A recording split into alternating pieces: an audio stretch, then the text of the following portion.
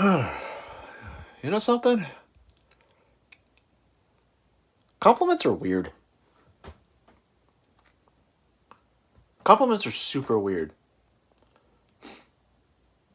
Like, they're hopefully flattering, but the concept of being like, I am saying a sentence toward you in hopes to invoke some form of flattery, with the other side being like, I have interpreted what you said based off of how you said it and the contents in which you said it. I might be either flattered or offended. Like those alien memes that you've seen online where aliens are trying to understand human interaction. It's just totally foreign to them. Like it's super weird. If you couldn't tell right now, this video is going to be a lot lighter compared to last week where I talked about mortality and death. That was a pretty heavy one. But it's about a week and a half later as of recording this video, and it's a lot lighter in tone. It's a little bit lighter in tone. The reason I started thinking about this, though, is because I've gotten to this series over the last year and a half. It's an anime series called The Seven Deadly Sins, or as my fellow weebs like to call it, Nanatsu no Taizai. And there's a character that's introduced later. So throughout the first season, you get 6 out of the 7 sins. So if you don't know the context behind it, it follows 7 characters, and these 7 characters are known as the 7 deadly sins. So it uses a lot of Christian mythos, and it kind of turns it on its head. So the 7 deadly sins are actually the protagonists, and later on it introduces a group of 10 demons called the 10 Commandments. So it really flips it on its head, but it also uses a lot of Arthurian mythology. So you're introduced to King Arthur, Merlin. Merlin is a woman. So it's a very interesting series. It's a very, very, very, very good in terms of character story. In terms of overarching plot and story, it has a lot of room to improve. But if you look at it from a purely character-driven story, it's one of my favorites. And my second favorite character is introduced later. My character, Escanor. So throughout the first season, you're just like, oh, well, where's Escanor? And the main character's just like, oh, we'll find him. He's stronger than I am. And after the first season, you're like, no. No. Is he really? Is he really? No way. Well, there's a process that goes up until you meet that character, and one of the 10 Commandments could basically annihilate the entirety of the 7 deadly sins, plus other side characters. You're like, dude, this dude is hype. He's just one of the 10 Commandments. What can the others do? This guy is hype. Well, you finally get to meet Escanor.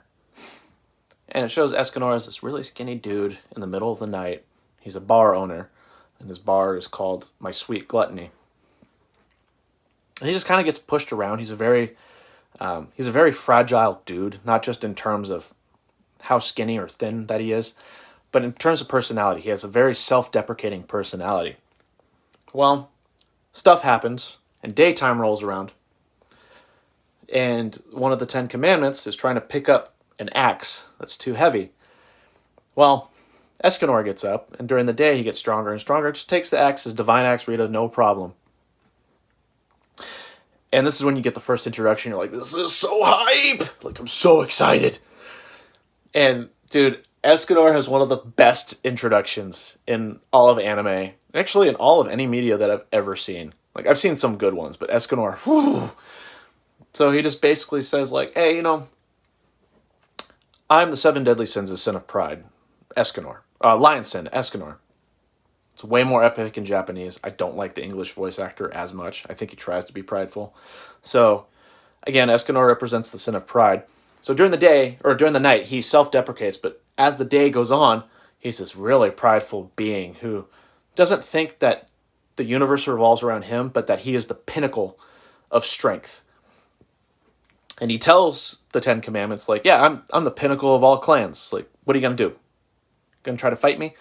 And he grabs his divine axe Rita, puts it over his shoulder. He has one finger up, and my fellow weebs, sorry, but he says in Japanese, "Watashi ga nanatsu no taizai, goma no sumi, ryo no shin, Escanore-sama da."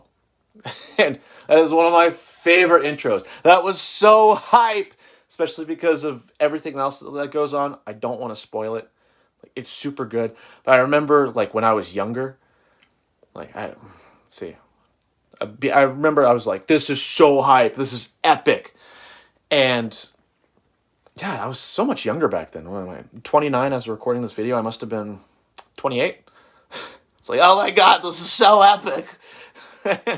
So anyway, I'm almost 6 minutes in. Let me get to the point. There's another side story within the Seven Deadly Sins called The Vampires of Edinburgh.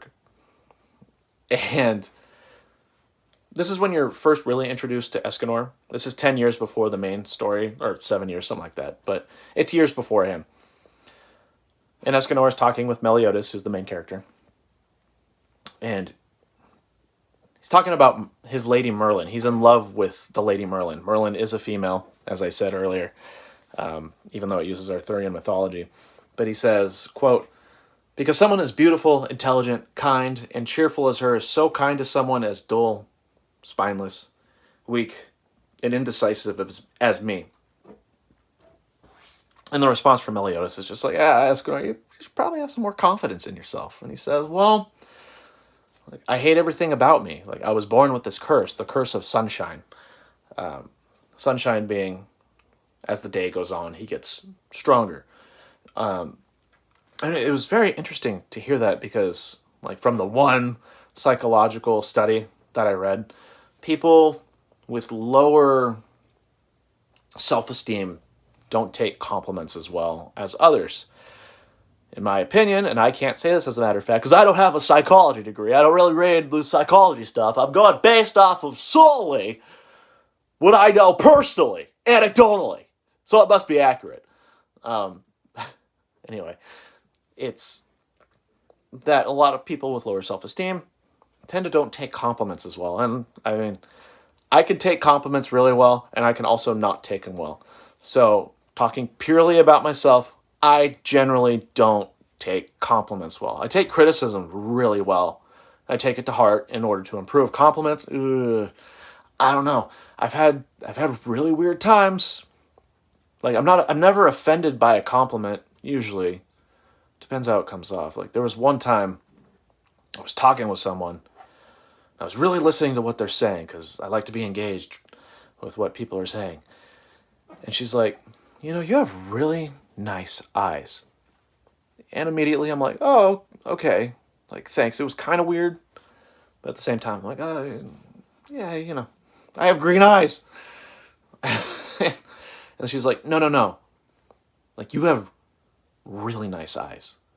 It's like when you look at me, you're really listening to everything I'm saying. And at that point, I was really creeped out. Like, it really creeped me out. I was just like, okay, well, bye. Like, personally, I don't take physical appearance and compliments about my physical appearance really well. Because as I grew up, I was a lot skinnier. I was a lot thinner. I'm not as much now. But, most of the compliments, quote, that I got would be like, oh, like, you're really skinny. You ought to put some more meat on those bones. Like, thanks. You make me feel good. Just without the good feeling. Point being, I don't take those types of compliments well. But sometimes I'll be online or be talking to someone, and the compliments I do take well are when people are like, I really like the way that you think about things. I'm super engaged in it. I want to know more. I remember having a friend, he wanted to talk about music. And we weren't close at the time. At work, he's one of my best friends now. And we talked about music, and he said, you are the guy to go to because I figured you'd have a good perspective on music, and I want to learn more about it. I'm like, no way. You're talking to me? No. Go on. Like, stuff like that I can handle pretty well. But also with compliments, what's really weird is like the flirtatious part. I've never really understood it. It's probably because I've also grown up like a geek, so I'm not really familiar with it, as opposed to like those dudes who are just like, yeah, I'm confident, I'm good looking, I'll hit on a woman, we'll see where it goes from here. Like those meatheads.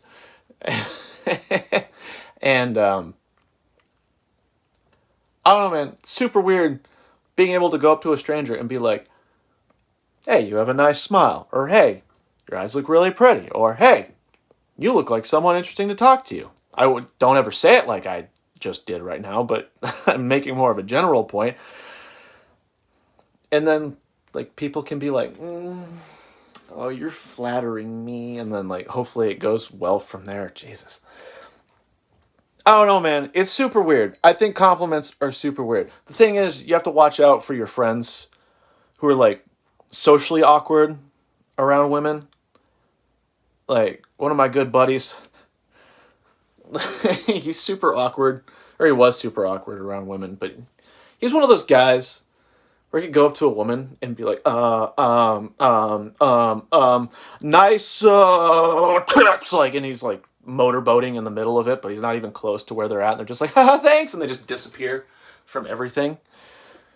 Like that's why I talk about compliments, because it's also about how you convey what you say to actually substantiate the sentence that was actually being said.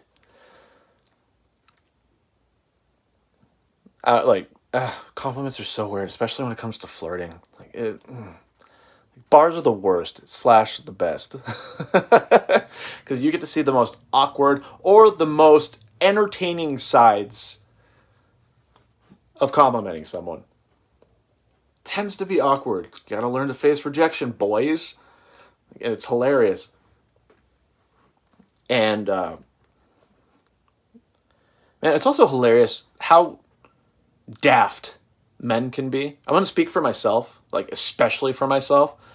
Like, look, I don't think I'm a stupid guy. Look, I'm not the most intelligent dude in the world. I'm no Stephen Hawking. Like, one, I don't have like the astrophysicist mindset. Also, I'm not like in a wheelchair. But like, I don't think I'm the dumbest dude in the world. I could talk to you about characterization, why it's important to the philosophy behind like interaction and social interpretation of the modern day. I can go into Iron Man and talk about how he's a flawed human, but he's meant to be a flawed human in order to progress in a futuristic way, but as a flawed human, being able to use his mind to progress himself as well as others around him. But if it comes to being like complimented, being like hit on, dude, I am so stupid. I am dumb. Like, what's that? Over my head? Didn't see it. Like, I'm one of those dudes. And I think men in general are like this. Like, mainly men. Women get it pretty immediately, as far as I've known. Like, talk to a woman, you compliment them, they might be like, oh, hi, twirling their hair, and be like, thanks, or be like, thanks. I'm gonna talk to my friends. You have a good night. Like, it's a subtle fuck off. But men, oh, dude, we're so stupid. We're so stupid. Oh my God. I remember I had it one time. I did karaoke, and I think I sounded pretty good. If I do say so myself. No, I'm not going to ignore this, but I sounded pretty good, and then it was during someone's either birthday or engagement party. And her friend came up to me and started talking to me. I'm just like, yeah, I like beer. I enjoy geek culture, and yeah. What do you do? And then it got to the point where she was just like, I think you're cute. I'm just like, me? What? the Family Guy, the what? Like that sort of thing, but being like, are you talking to the same person? Is one of my favorite things to do self-deprecate. Not in the sense of like, I can never find anything. I'm not an Eeyore. Like, oh, I can't do anything good, and I kick a rock. But more of like the comedy self-deprecation. Like, yeah, sometimes I just don't get anything. Just exactly what I was doing now. I don't have anything deep to say about the concept of complimenting. In fact, I think I talked more about the Seven Deadly Sins anime than anything, but it's just really weird. Like, the concept of going up to someone and saying like, hey, I value something about you, and then the other person being like, yeah, or like, oh yeah, or like, oh, okay, bye. Like, I don't know, man. It's weird. This is the type of shit I think about during a pandemic. Like social distancing, I don't talk to many people. I mean, I guess I've complimented people, like stuff like that. I don't know, man. Compliments are weird. This was a lot more fun than I thought it was going to be. What are the weirdest compliments that you've gotten? What are the best ones? What are the worst ones? To my like 5 people who are going to watch this. Fave, call them Fave. 5 people. Like, are you also one of those people where you kind of self-deprecate or you kind of have low self-esteem? I don't think I have low self-esteem, by the way. I think I know where I'm charismatic and I know where I thrive in. The part where I have lower self-esteem is in terms of looks. No, I'm not baiting anyone. Calm down. I'm just saying, like, this has been me all my life. Like, in terms of looks, I've always been like, yeah, I could do with that. Like, it's fine. Like, my personality, I'm just like, yeah, I think I have it pretty good. Like, there's places where you thrive from. So I want to know where people thrive in terms of being complimented and where they've been complimented before where they're just like, no, don't. Anyway, my dudes, I didn't introduce with that today. Have a good one. I'll talk to you soon. Let me know if you want something heavy or if you want something lighter in tone. This was a lot of fun.